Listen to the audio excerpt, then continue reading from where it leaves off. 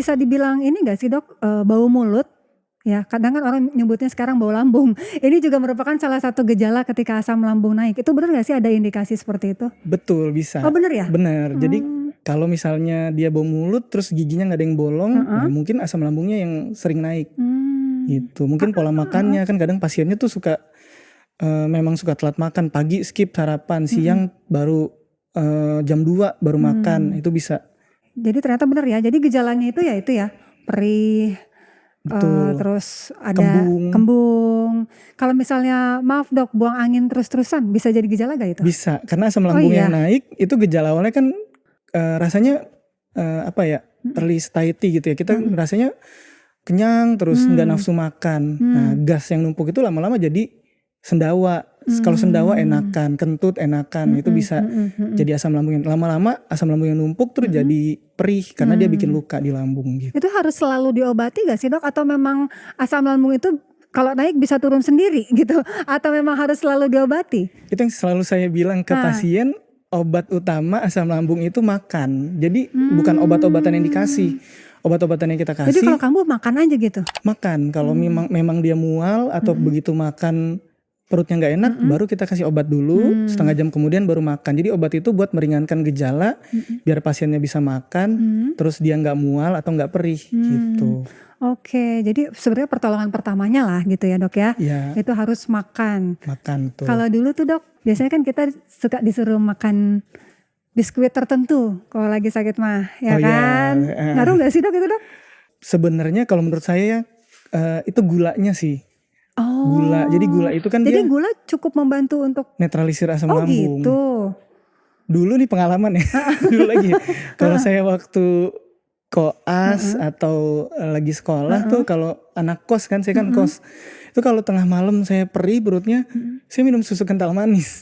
Itu beneran ngaruh soalnya. Sekarang gak pakai susu dok, kental manis aja. Oh iya. Gitu ya dok kan ya? condensed milk betul ya. Jadi intinya si gulanya itu betul, yang turut gulanya. Jadi kalau si biskuit kan tepung ya, jadi tepung juga nggak naikin asam lambung. Justru pasien yang makan terus dia bilang dia suka makan biskuit, nah itu nggak bagus karena biskuitnya bikin gula naik. Kalau misalnya dia ada riwayat gula, terus dia nggak bikin kenyang, malah asam lambungnya makin naik karena kan makanan masuk dia merangsang asam lambung untuk naik. Nah dok, biasanya orang yang sudah akrab gitu ya sama GERD sama MAH tuh kayak mereka suka maaf ya tanda kutip suka bangga gitu, gue kan punya MAH misalnya gitu kan, aku kan punya GERD gitu ya. Nah sebenarnya bisa sembuh gak sih dok si GERD itu? Jadinya suatu hari kita nggak akan bilang lagi ya aku kan punya MAH, aku kan punya GERD gitu. Bisa gak sih sembuh total? Bisa sembuh. Bisa.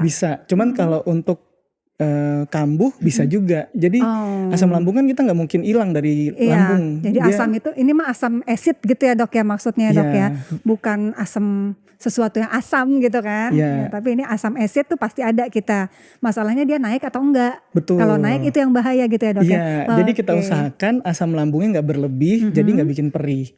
Nah gimana cara nggak berlebih? Dia harus perbaiki pola makan, terus istirahat cukup sama stres yang terakhir sih. Perbaiki pola makan, istirahat cukup, dan jangan stres. Iya betul. Itu 3 kuncinya. Iya. Biar asam lambung gak naik, kalau sampai lambung nanti jadi MAH, kalau sampai kerongkongan sampai GERD.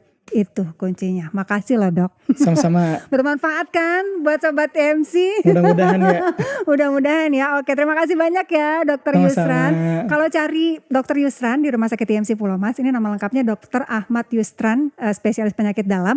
Terus pengen tahu nih jadwalnya hari apa, jam berapa, bisa dicek aja ya di websitenya Rumah Sakit TMC. Atau kalau udah download itu ada aplikasi namanya IM Care ya. Jangan lupa juga untuk follow semua sosial media Rumah Sakit TMC, ada Instagram, ada TikTok dan juga YouTube ya. Jangan lupa untuk subscribe untuk selalu bisa nonton IMC Podcast Corner bareng saya Leni Diandra. Oke, kita pamit dulu ya dok ya. Sampai jumpa.